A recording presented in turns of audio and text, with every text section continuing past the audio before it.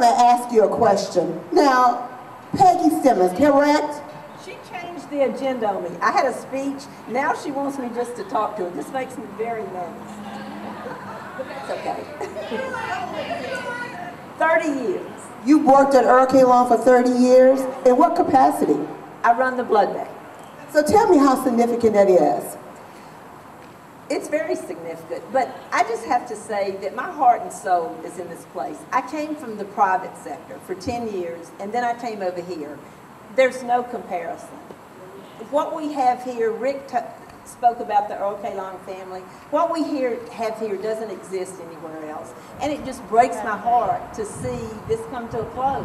I know we have a April the 15th closing date, but I just don't think it's over till it's over. I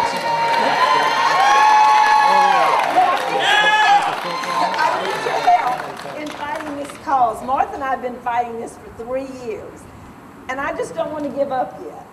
So how long have Earl K been in existence? I don't know, 30 years, 40 years. 40 years. So the hospital has been here for 40 years, being a mainstream in the community, making a difference, having an impact. And as long as you've been here, you've met a lot of wonderful people, have worked with a lot of wonderful people who really, I mean, tell me about the graduate medical program and its importance to the community. It's very important, and I don't think it's going to be the same in the private sector. I've talked to the residents. They came to Earl K Long. They chose Earl K Long as where they wanted to train. And now in the middle of their residency program, they're being uprooted and just moved and tried to find a place in the private sector.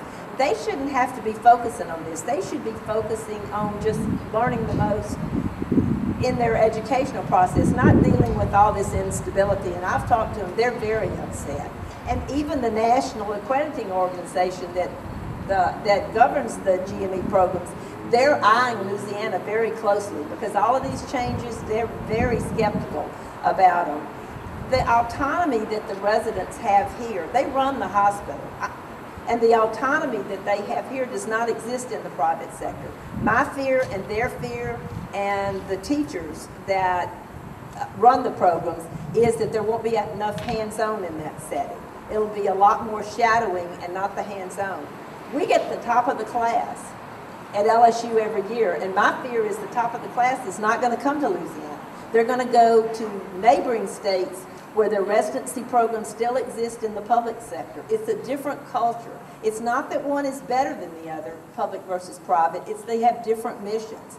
Our mission in the public hospital is care for the indigent and graduate medical education training. Those two components travel hand in hand.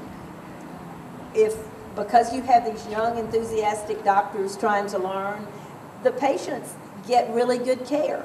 You have each doctor presents the case to a multitude of staff, so each patient here is scrutinized by a whole staff of professionals. So it's not in bad care for the patients. It's a win-win for everyone.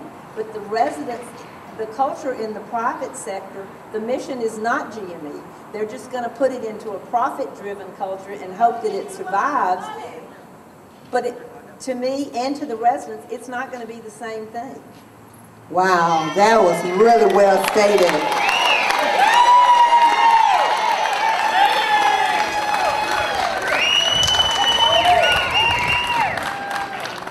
Last night on the news, there was a segment where the governor was, I can't remember exactly where he was, but he was speaking to the CPAC organization.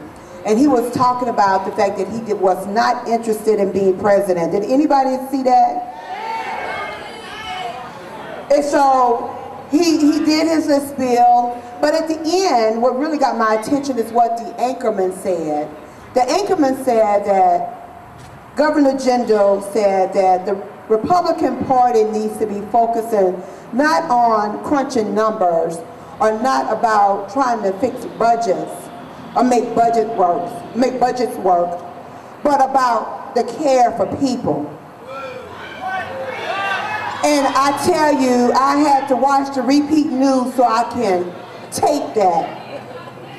What do you say about that, Ms. Stemmans? Do you believe that that is the approach that is happening here? I think you need to play it back for him.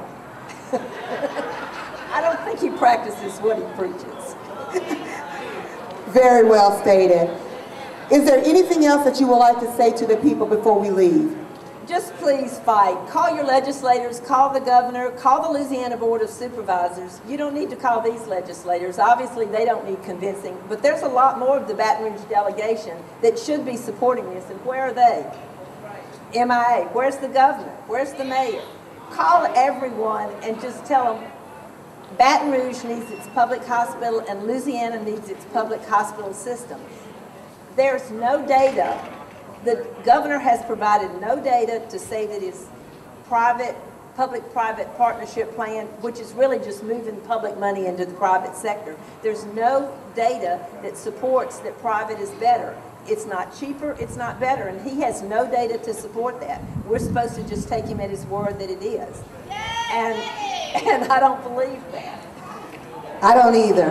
I certainly don't believe it's cheaper, and I don't believe that it's going to be better.